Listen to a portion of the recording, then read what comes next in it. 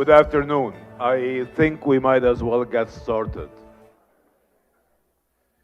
How are you guys doing? Good, good. Thank you for joining us. This would be my sophomore year, state of the university address. I know I can't get away with saying things like freshman and sophomore when it comes to this position for a long time, but I'll play it out, as long as I can. It's been a pleasure. We've had a great year, and we're hoping for a wonderful year coming up. The purpose of this State of the University addresses is to basically update the community, update you on what has happened last year, update you on our position as an eminent institution of higher education, and more importantly, talk about the plans for the future, and in particular, at least the next year. And then at the very end, and as a footnote, tell you what the challenges are. I'm kidding. No, we're going to talk a little bit about the challenges, which I prefer to think of as really opportunities for growth going forward. So these are the main four purposes of the State of the University address. Let me start by what I always start with, and I do know that sometimes I do sound like a broken record, but it is intentional. When it comes to our business, higher education, there are so many universities in the US. There are 6,000 universities or institutions of higher learning. My own personal opinion, and I know this is being recorded, I think that's 3,000 too many. I think we have a very, very large number of institutions of higher education in this country, and many of them do not have a very clear, precise, concise, and comprehensive mission that really attracts students to them. And given this economic environment that we're in the country right now, you're seeing many universities closing, right? Or merging, or disappearing into the abyss in some way or the other. And it is expected, and it will accelerate. So I think in many ways it's important for us as a community to understand why we're here and what differentiates us as an eminent institution of higher education. What are our differentiators? And that's the beginning of this. This is me again talking about our positioning. We are unique. Again, out of these 6,000 institutions of higher education, there are only 56 of them that are technological by mission, vision, and name. Half of them belong to the American Independent Technological Universities, AITU Association, meaning they are private, and half of them are public. Out of these 56 institutions, there are 28 that are comprehensive. Comprehensive means they offer every major, which we do, ranging from engineering to architecture to design to arts and sciences, and as of recent, our nascent health sciences programs. And many, and more to come, programming at both the bachelor's, master's, and again, more PhD programs. And 28 are not. 28 are less comprehensive and are mainly bachelor's level universities. Some of them are pretty eminent. Many of you know, for example, Rose-Hulman Institute of Technology in Indiana. It's a bachelor's level university. It's one of these 56 universities, but it's not comprehensive or doctoral. And out of these 28 comprehensive doctoral technological universities, there are only 13 of us that are private. We are truly within elite company, and our differentiator, our technologically focused education across all the disciplines, is truly a trademark for why we exist and how we attract students, how we brand and market our programs, and more importantly, how we prepare our students for the workforce of the future and the job titles that do not exist yet, as we always say. Going forward, talking about this at least initial differentiator, and we'll talk more about even more differentiators that make us even more unique within this elite group of 13 universities. These are our pillars. This is what our provost recently has been calling our DNA at Lawrence Technological University. This is our DNA. That's what we strive for in all of our programming. in all of our intellectual endeavors across the campus. We are technologically focused, period, by name, mission, vision, and mission in every single discipline. We are very interdisciplinary and becoming more interdisciplinary as the days and years go by. We all know the jobs of the future do not really neatly fit within one discipline or field. Research endeavors are becoming more across the disciplines than they ever used to be.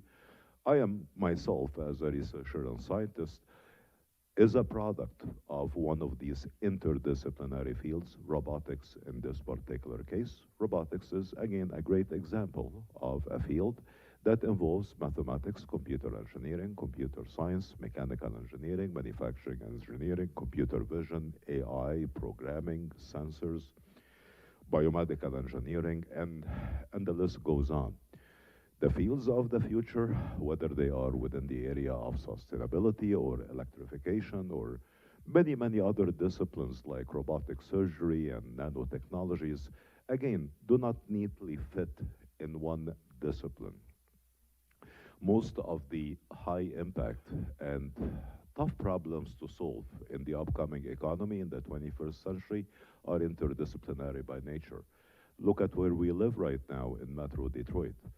Companies and suppliers and the big three used to only hire mechanical engineers and manufacturing engineers and a little bit less electrical engineers. Look at whom they are hiring now. Everyone, right? Computer science people, artificial intelligence programmers, computer vision experts, battery experts, material science experts, electrical engineers, computer scientists, and because they need these multidisciplinary set of skills to address basically the electrification and autonomy within the new mobility paradigm.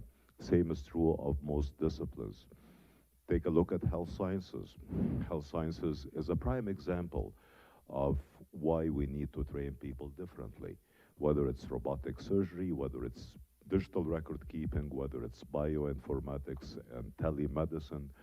The eminent healthcare workers of the future are the ones who are going to be experts in medical technology and health tech, and hence our interest and why we started our College of Health Sciences.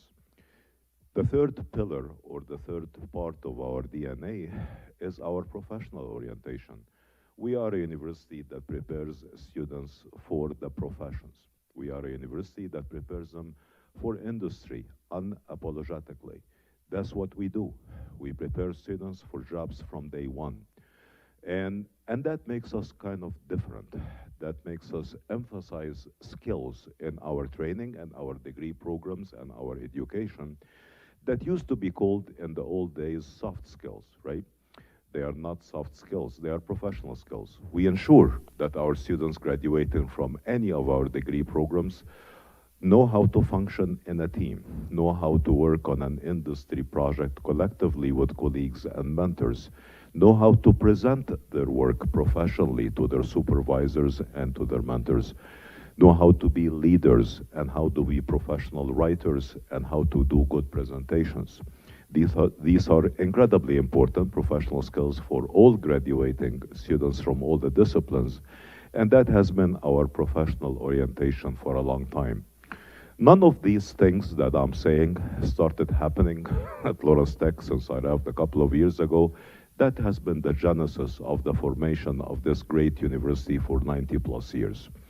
This is basically re-articulating our mission and vision and ensuring that we continue on the same path. We are industry immersed, as evident by the amazing and significant number of adjunct faculty from industry who come and co-teach classes with us here at Lawrence Tech.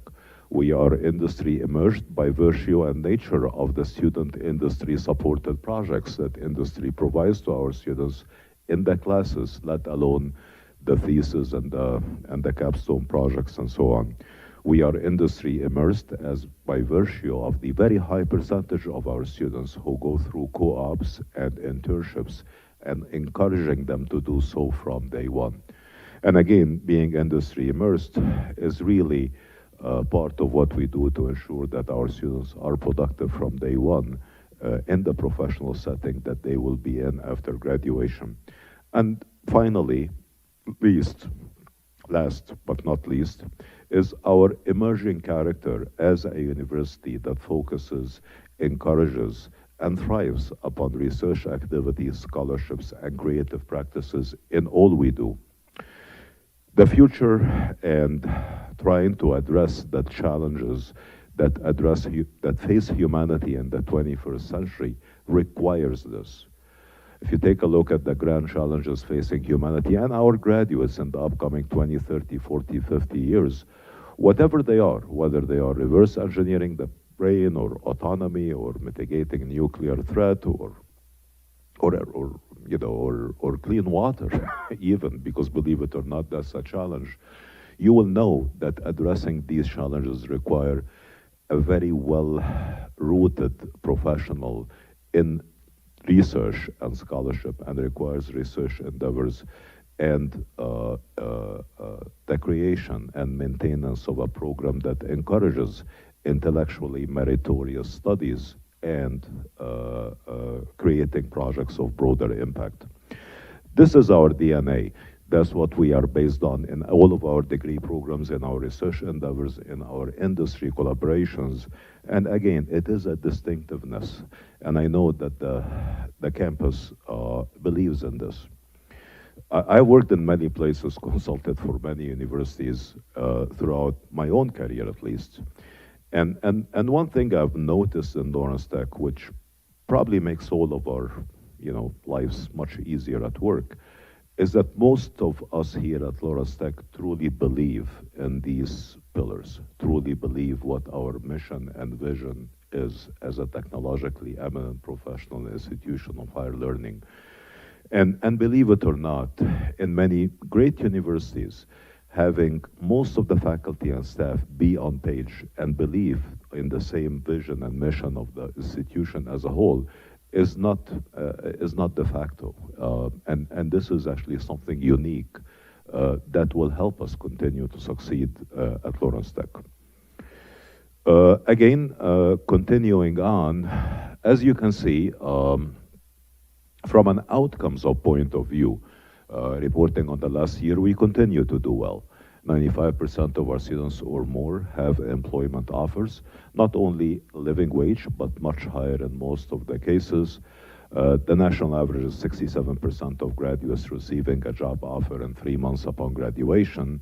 You talk with our professors and leaders and department chairs and others, and they'll tell you the problem is not finding jobs for the students who graduate, it's actually keeping them in many cases till they graduate, because they get the job offers after the first or second internship and co-op. Our students are starting to do internships and co-op not after the junior year, as traditionally co-ops and internships have always been like. We are seeing our students doing co-ops and internship, believe it or not, after their freshman year and sophomore year, which is encouraging. And that's really a point of pride. We are number one within our region in return on investment. And we continue to be in the number one in salary upon graduation in the state of Michigan. And this is within the presence of such eminent and amazing public institutions like, for example, the University of Michigan in the state. The reason for this is the focus of our programming. We ensure that every one of our students, regardless what discipline they graduate from or degree, have the professional skills that enables them to be successful in the industry. When you talk with any executive within this region and beyond, now, it's a very different conversation than the conversations that used to happen 20 years ago. 20 years ago, executives, hiring managers, all used to talk about degrees, right? We require somebody to graduate with a degree, bachelor's degree or master's degree or associate's degree in some discipline, whether it's design or architecture or and a certain number of years of experience. When you're having these conversations, and I know all of you are having them with your industry colleagues, the conversations now all center upon skills. Industry is not really worried anymore about numbers and the name of the degree or the discipline as they always used to be in the past. They always talk about skills for the people that they want to hire. They want to make that the students they hire have programming skills, design skills, professional skills, writing skills, intellectual skills, etc., of a certain caliber, and that's really what they care about. And we are lucky that we are able to graduate students with the required skills for industry. For 3 years in a row, we have been able to show, and I'll show you numbers in a few minutes, to maintain a growth path, meaning the new numbers of students coming in during the whole calendar year has increased year after year for 3 years running. One of these years, or two, if you may so, were the pandemic years. That's amazing. And of course, kudos to our great admissions and enrollment management staff, and of course, all the faculty and staff who've been helping them. These are all positive signs of growth. Of course, we should revel and be happy of the success that we have achieved, but never let our foot off the pedal. We have to keep pushing. We have to make sure that we are in a position of strength. We have to make sure that we are branding the university appropriately. We're spreading the word out, and most importantly, that our curriculum is up to date and our offerings are exactly what industry requires, and predicting the future of what industry requires.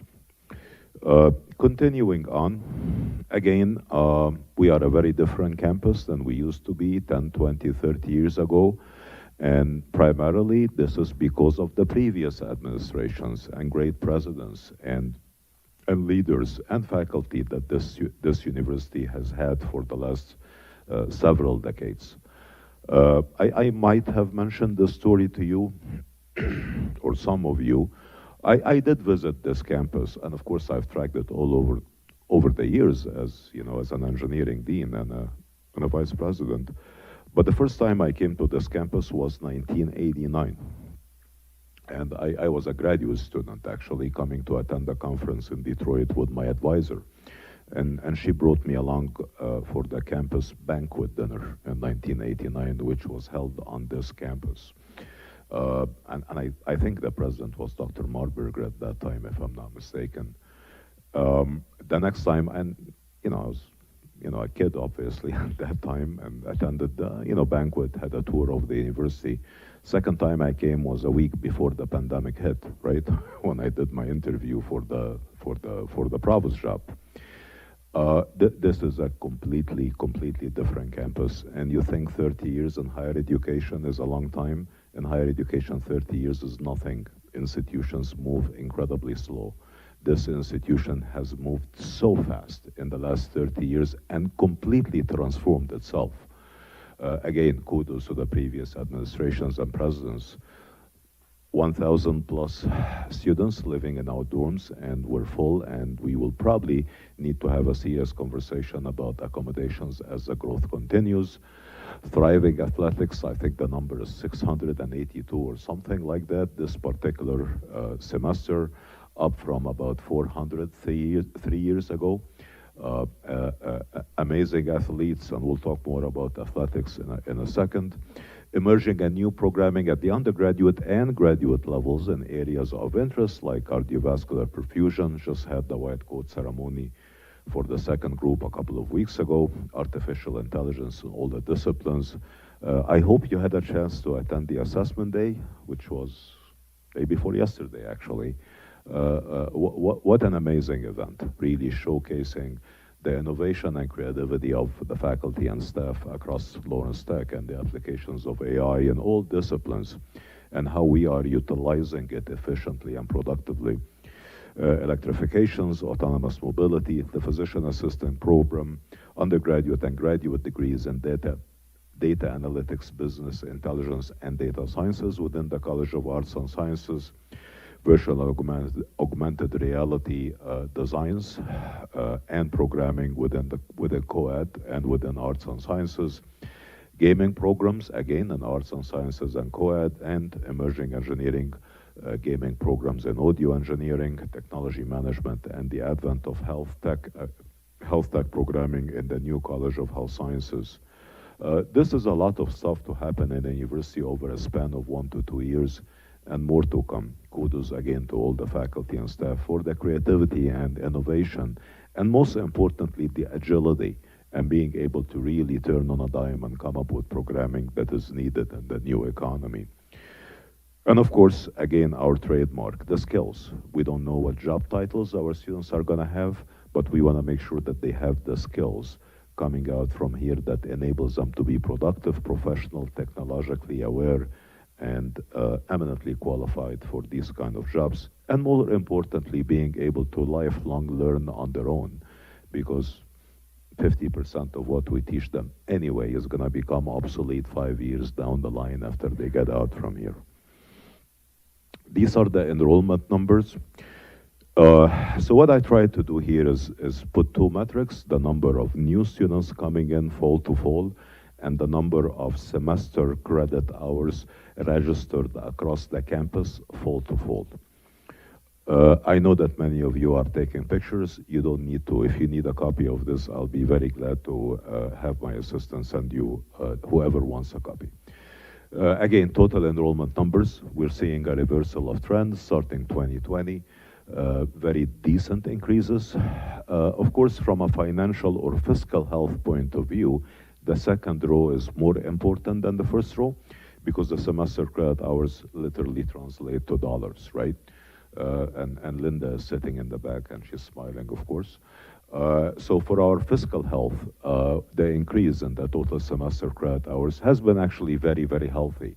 We have increased more than 2,000 semester credit hours fall to fall since 3 years ago, and we have increased about the same amount for the spring.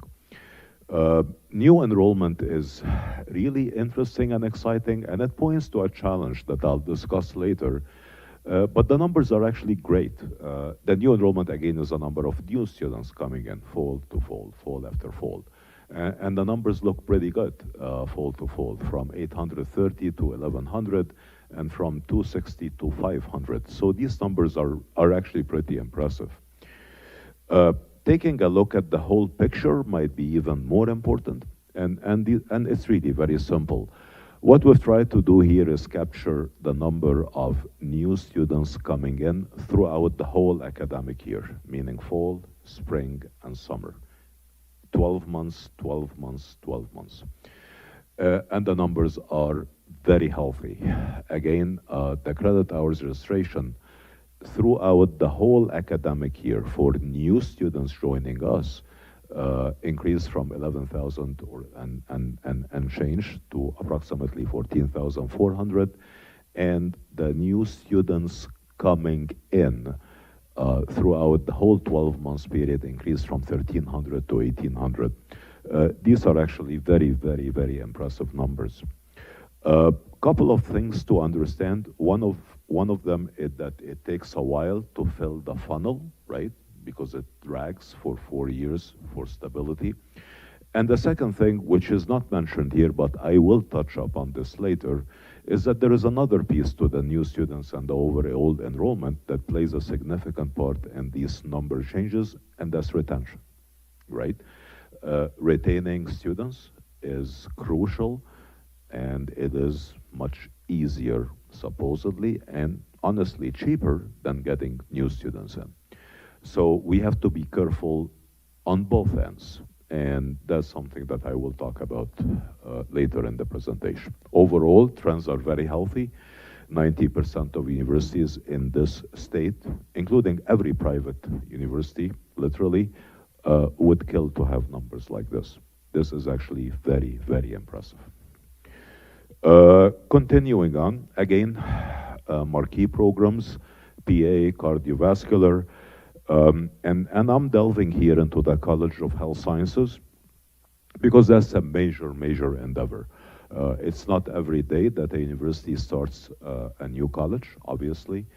The last college that we have started, if I'm not mistaken, was the College of Arts and Sciences, and that was the year I was born, so in the 60s. So starting a new college at LTU is a big thing in our history. Of course, this has started before I came here. It was President Mudgil who started our first nursing degree program and planted the seed for cardiovascular. We executed the cardiovascular perfusion program. And next is our vision. And this is a conversation. This is basically an attempt to wrap our head around the future and what we hope this College of Health Sciences is gonna evolve into 5, 6, 7, 8, 10 years from now.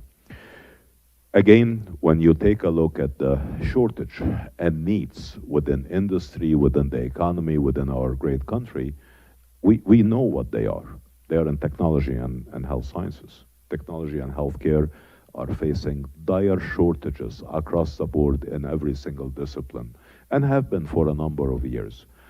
What you see here is our very initial attempt to basically wrap our head about what we have now that we're offering, and what we have now that we're offering are the 4 programs that you see in dark blue, namely the Masters of Science degree programs in Physician Assistant Studies and Cardiovascular Perfusion. We have, and of course, the Masters in Healthcare Administration that exists between the College of Business and the College of Health Sciences, and of course, the Nursing Undergraduate Degree Program. The ones in purple are the ones coming up. This is what's on the design board right now. And these concentric circles basically indicate the type of program, whether it's a 1-year program, whether it's a 2-year program, whether it's a 4-year program, meaning a bachelor's degree, a master's level degree, or a doctoral degree. Having started working with our healthcare providers and the hospitals on the PA and the cardiovascular perfusion program, it became obvious that there are so many specialty needs that not only this region, but the country needs in terms of graduates within areas like respiratory therapy and dental therapists and radiology tech and nuclear medicine technology and surgical techs, not only at the associate's level, but in some cases even at the bachelor's level, as you can see on the second circle. And of course, with the emerging and possible expansion into areas like public health and nursing and dental hygiene and occupational therapy and physical therapy, both at the master's and doctoral levels, this is really what we aspire to.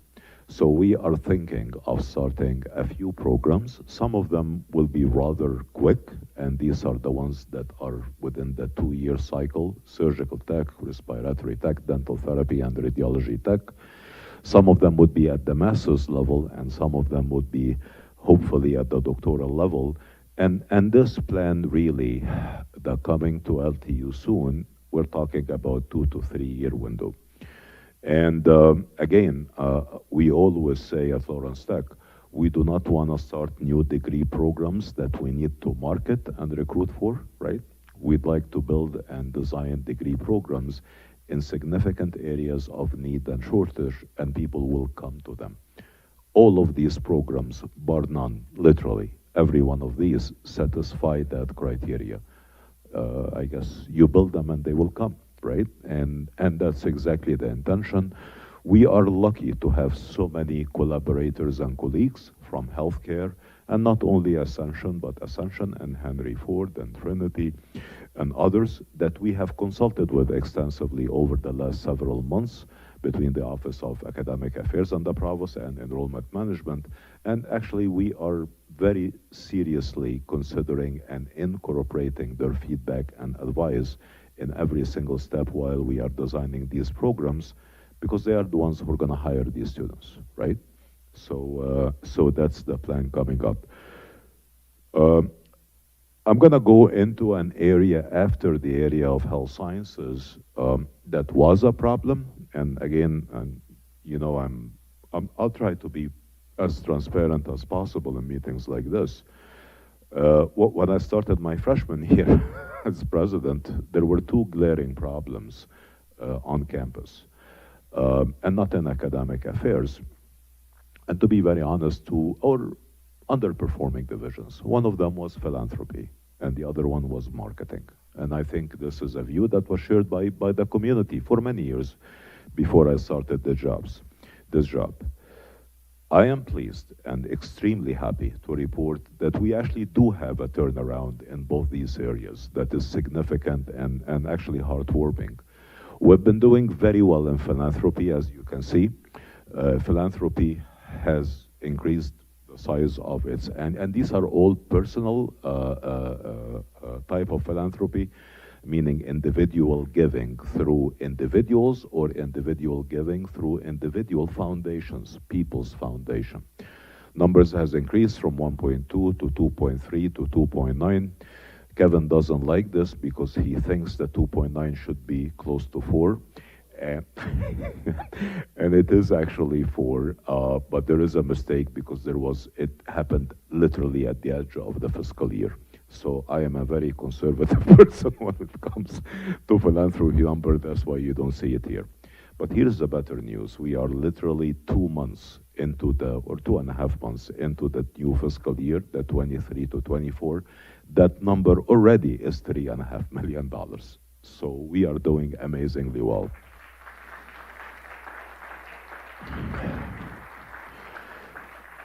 Again, kudos to Kevin Finn and to our great advancement team. Amazing work. I am personally very proud of you. We all are very proud of you. What I'm even more proud of, all of this money is for scholarships, literally. And that's a wonderful thing. We are reconnecting. Thank you. We are reconnecting, and congratulations to the great work of our philanthropy team. We are reconnecting with our alumni.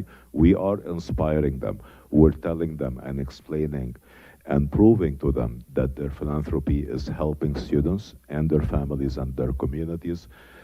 We're all about our students. That's what we're here for. We are a university that transforms our students' life. Not only our students, but their parents and their families and their communities.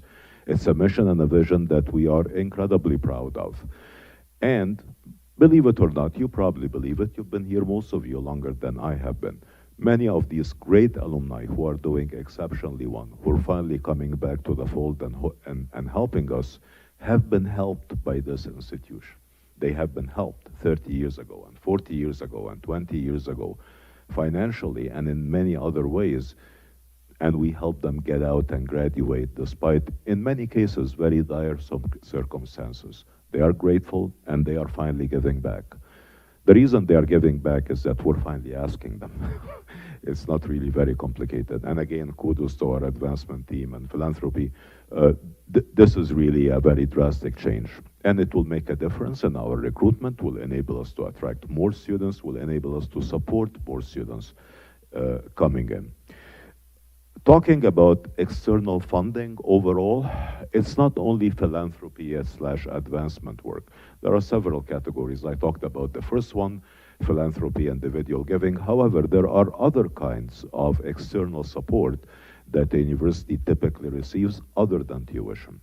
And these are the other ones: foundation grants, institutional grants, sponsored research grant, industry-funded projects, and of course, in our case, the accelerator, because it's a great entity that drives lots of funding into the university. These are the collective numbers, the 3 million, the 10.5 million, and the 11.3. This is an incredible jump. This university has hovered around $1 to $3 million for many, many years. Now we are talking about increasing our goal. Our goal was actually 10 million. We have surpassed that last year. This year we're expecting to go to $15 million. And I am very confident that through the great efforts of our Vice President of Research and our Director of Sponsored Research and the great work of the faculty sponsored research, we'll see even more of an uptick that is already has seen, let alone the foundation funding, institutional grants, and industry funding. Total last year has been 11.3. That does include the philanthropy piece. As of now, and again, we're 2.5 months or so into the new fiscal year that began July 1st, that number is approximately both philanthropy and the other four categories, about $5 million already. So we're expecting an amazing year. Just a couple of quick comments, and that's very important, again, for transparency purposes. These monies that you see, the accelerator funding, the institutional grants, etc., this is money that does not go into our general budget, right? This is monies that come in for specific projects or things that we want to do that would have not even existed otherwise, right? So when we get $1 million research grant, and we've been getting them, and kudos to the faculty, every day we're hearing about a new federal or state grant. That grant is not put into the general budget, so we can, buy better furniture and give ourselves raises and stuff like that. This money actually goes to the faculty member for supporting undergraduate and graduate students do research, for buying equipment for that particular research project, for travel support for that project, et cetera, et cetera. So it could be very well that this number, and it will increase, right, to the $15 to $20 million mark. What that changes is not necessarily, quote unquote, our bottom line, right? What that changes is our culture here, right? What we do across the campus, how we look, how we operate, how we teach, the eminence of our research endeavors, the scholarships that we can give to our students to attract more, et cetera, et cetera. And it's incredibly crucial for an institution like us. So again, these numbers are actually very, very impressive. And again, kudos to every single team that has been working on external funding, from economic development, that would be Mark Brockie and his colleagues, to sponsored research, Catherine Wrench, Nabil Grace, and all the faculty members writing the grant, Kevin Prin and his team for philanthropy, and Dan Radomski for the accelerator and the great work happening from the accelerator, which I want to talk about later in details. Again, this is a very lively campus. If my count, well, it's definitely more lively than three years ago when the pandemic was here. But we are becoming more of a showcase for the community than we have been, even before the pandemic. And that's always healthy. The more that we engage with our broader community base, both on campus and off campus, and that's not only from my office or from the cabinet, but all of us, the more exposure we have, the more we bring people onto this campus, the better it is for our campus community, for our students, for our branding activities and such. So these are all really, really good things. I want to dedicate a minute to the accelerator. The accelerator is a very, very unique entity. It is the prime example of a very successful public-private partnership. The public-private partnership in this case is Lawrence Technological University, MEDC, and the city of Southfield. That is the founding, of the accelerator, which resides on campus. This is the preeminent accelerator in the state of Michigan. The accelerator has graduated approximately 340 companies so far in the last 3.5 years.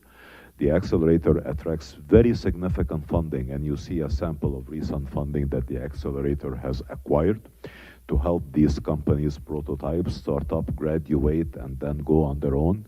The accelerator at any given point in time employs between 15 to 50 of our undergraduate or graduate students working on these funded projects and getting paid to help these companies, in addition to faculty members and mentors working with these companies on projects. This is the best demonstration of industry being on campus and having students and faculty do real life work without even stepping outside the campus. It's an amazing endeavor, and again, kudos to Dan Radomski and his team and our faculty for helping out attract this funding and really designing the products of the future. First ever 2 national championships happened last year. So for the first time of my life, I actually have two championship rings, which is pretty cool. In my first, yeah, I know I had to say that. Again, it's incredibly pleasing to see our athletes thrive. Our athletes are scholars first, which is what we are about here at Lawrence Tech. Our athletes come here to play the game they love, right? And of course, while they are studying and on their path to becoming great professionals, again, even more important or as important as our two great championships, women's lacrosse and our bowling, men's bowling championship, is again being named as a champion of character, which really is a testament to the performance on and off the field of our wonderful 700 or so athletes. Our coaches, our new athletic director who's sitting here, who is a national champion in the room. Congratulations, actually. Marianne. I mean, talk about going out, with with the bank, I mean, winning the national championship and then becoming our athletic director.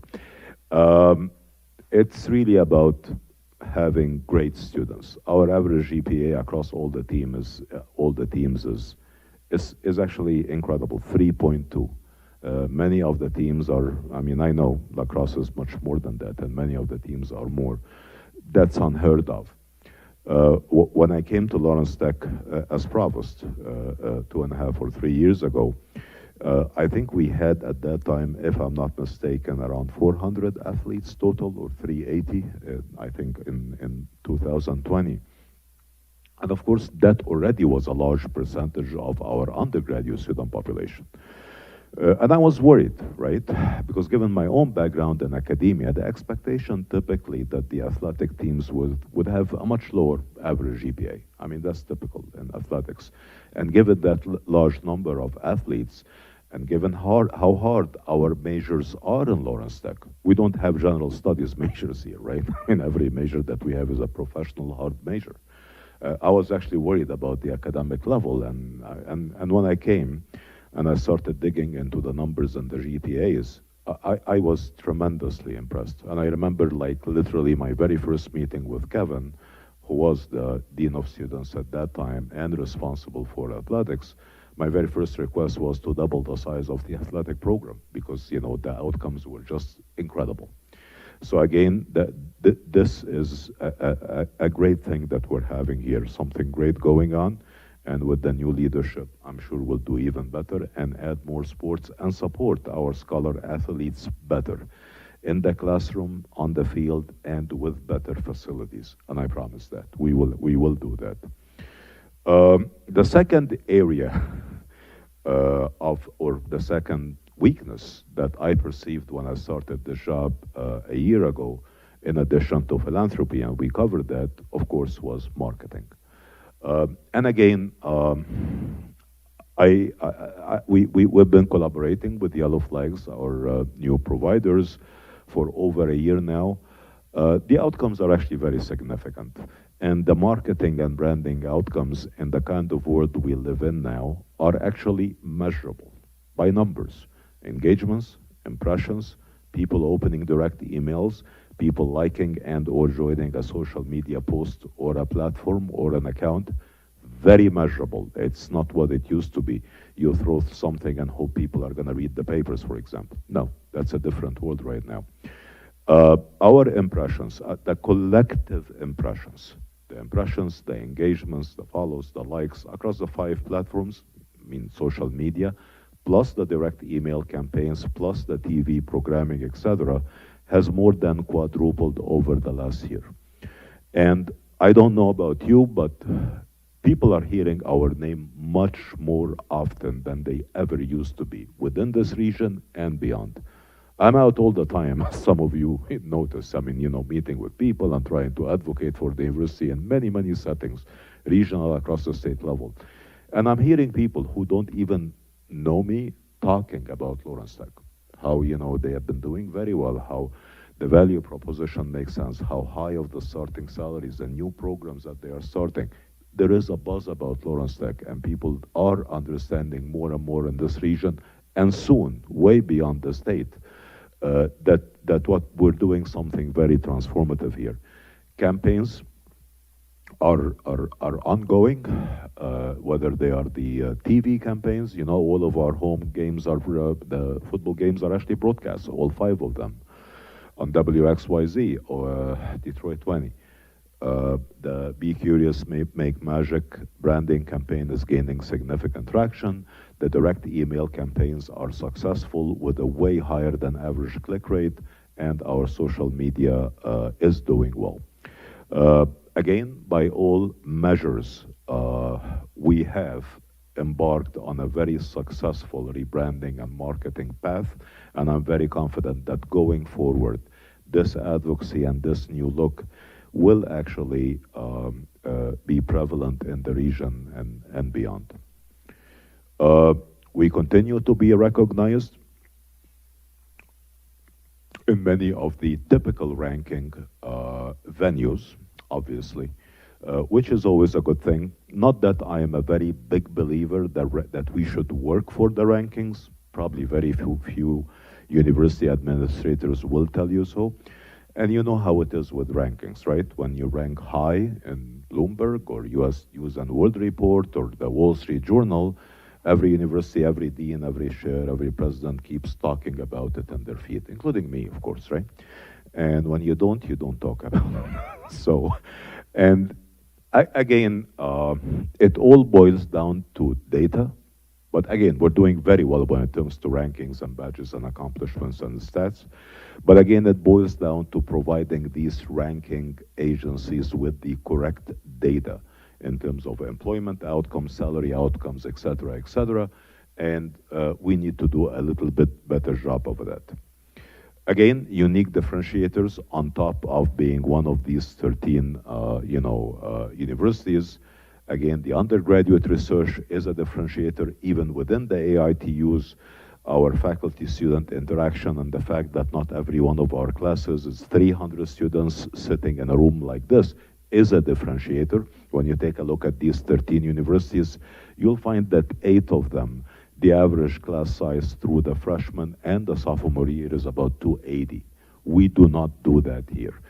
Our faculty knows the name of the students. Our faculty interacts with the students one-on-one. We don't have graduate assistants or fellows teaching the classes at the 200 or 300 level, and we will never do that.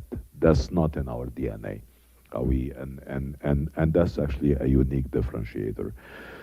Our high school dual enrollment program is also a great differentiator for us. That program has more than 1,100 students registered in it right now.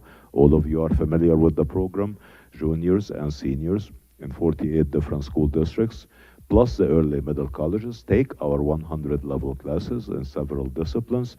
And it's a great way to, number one, encourage them about higher education in general and letting them know that it is possible. And it's a great way to recruit them into our great institution. The numbers are wonderful. 40% of the kids who graduate from these school districts having taken at least 1 or 2 of our dual enrollment program ends up being freshmen here. So it's an incredible recruitment tool to start with.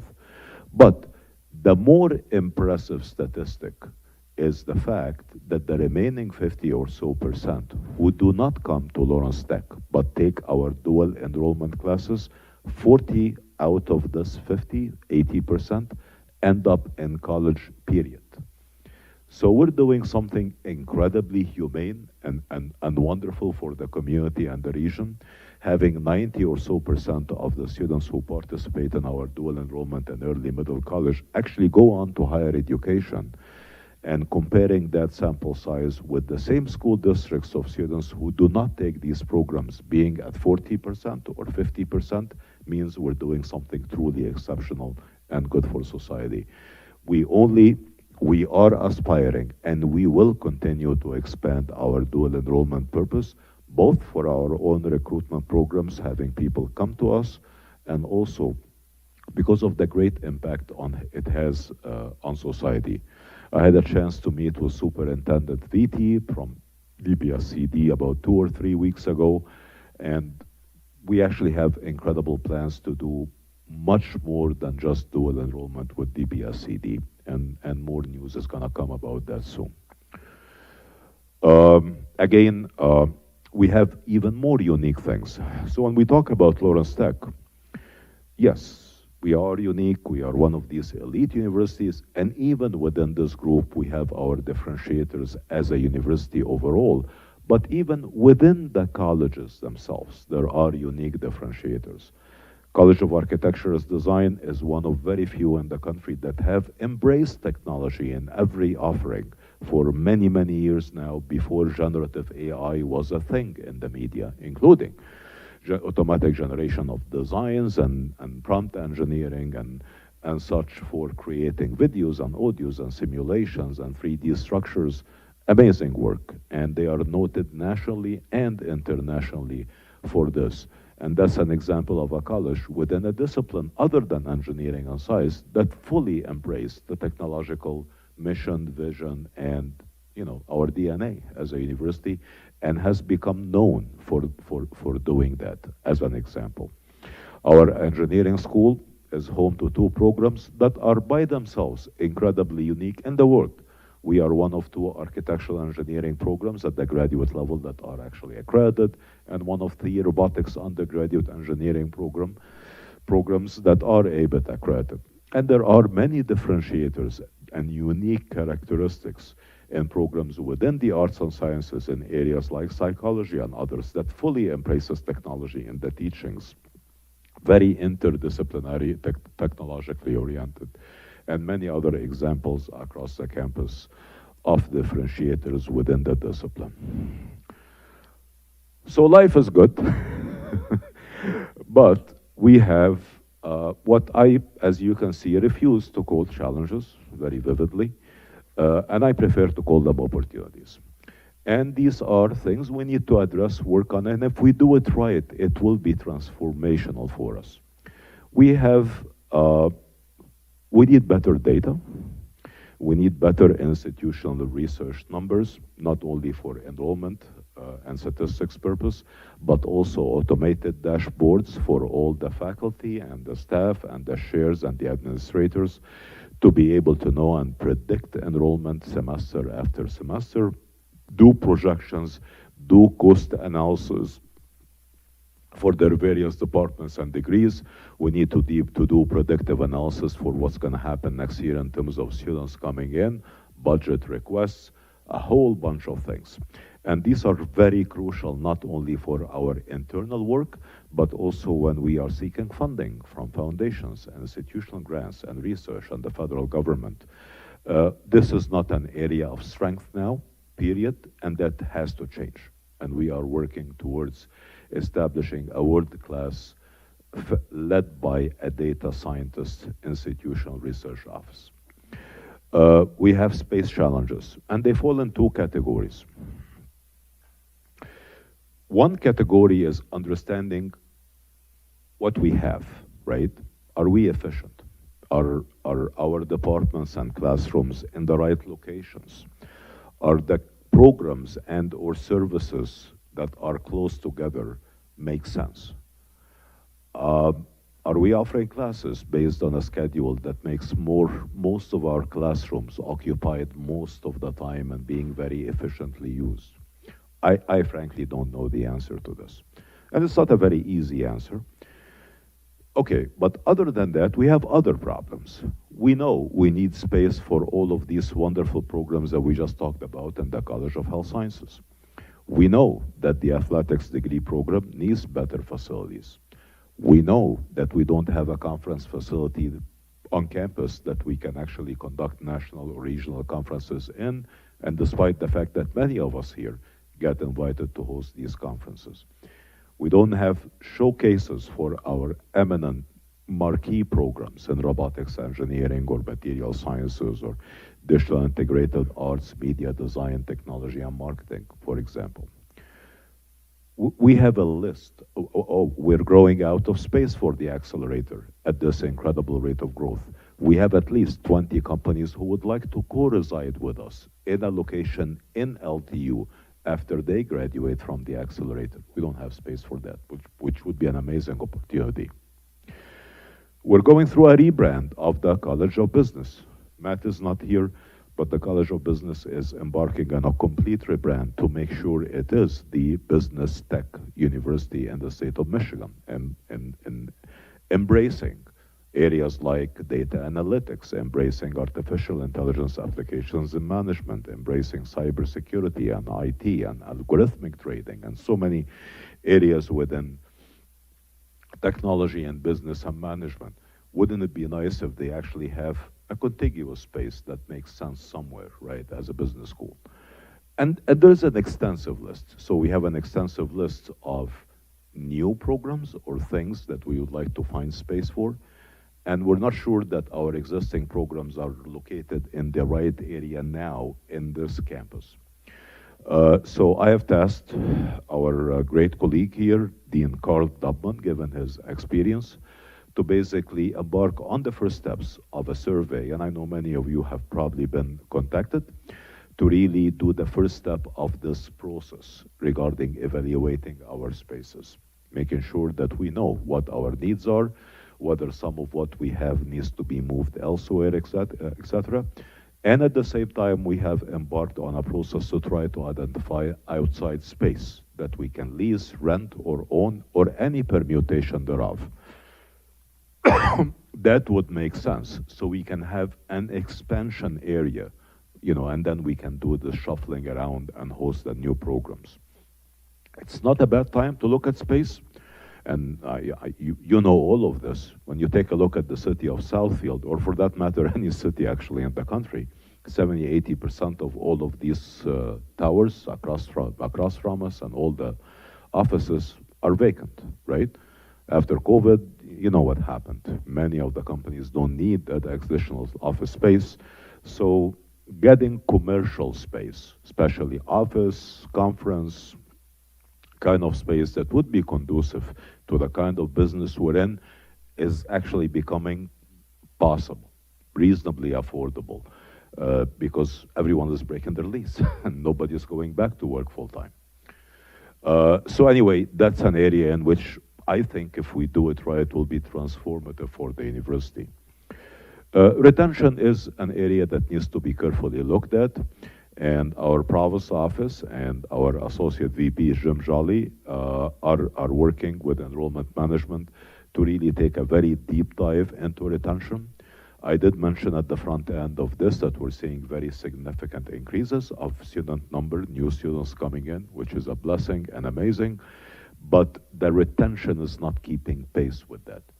Our retention is not at the number that we all, I think, aspire to, which should be in the 80s, between 80 to 85%. Ours is in the 70s.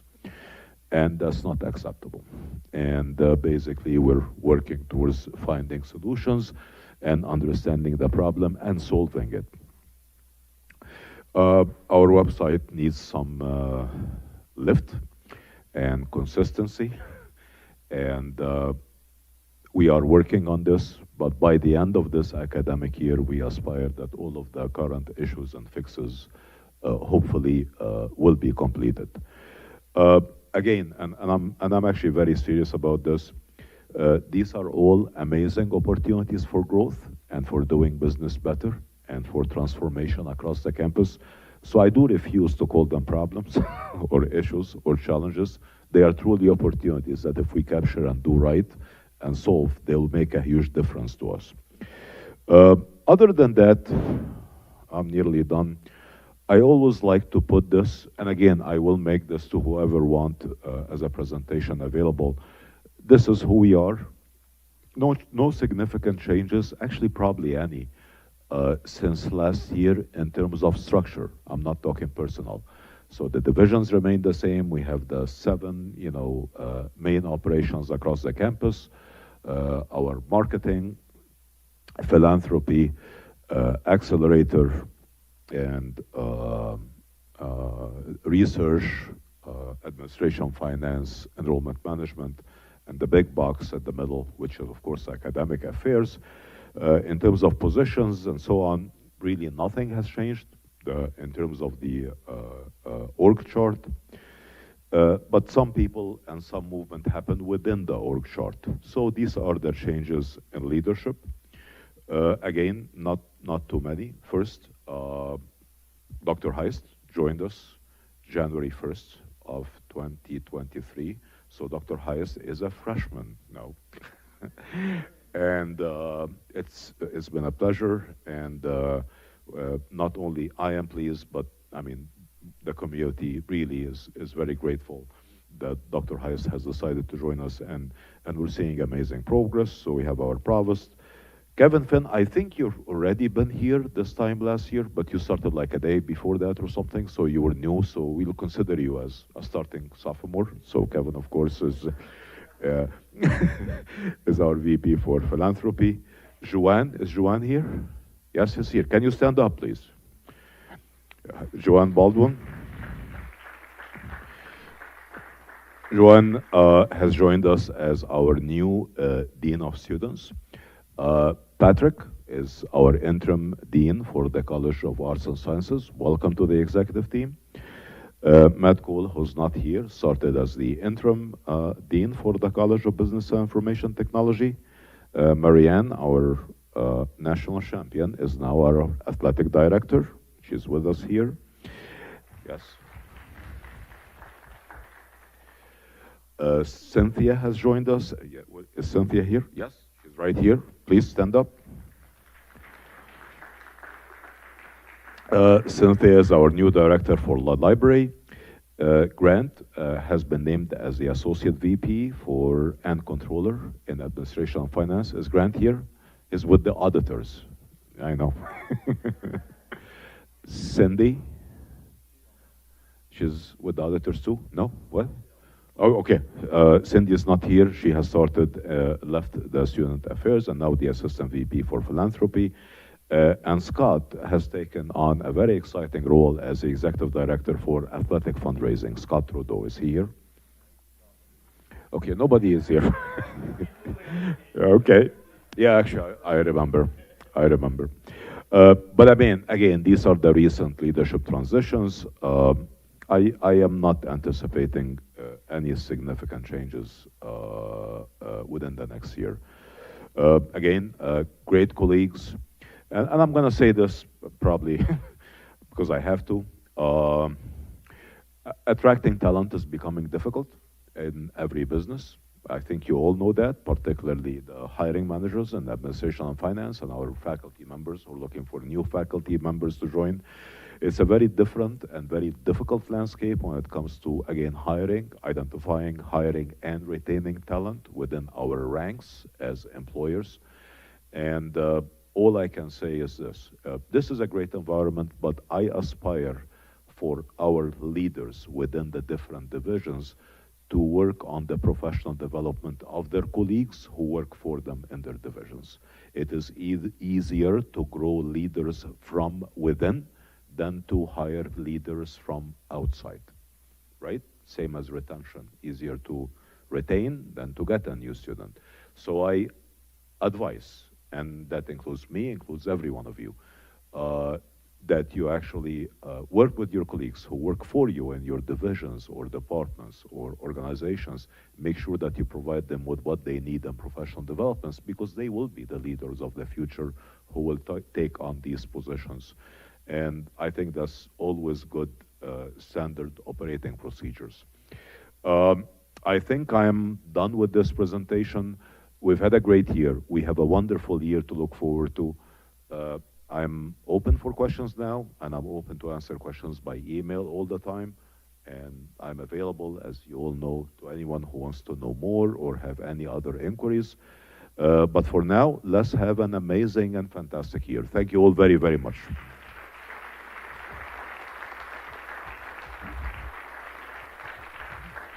Thank you.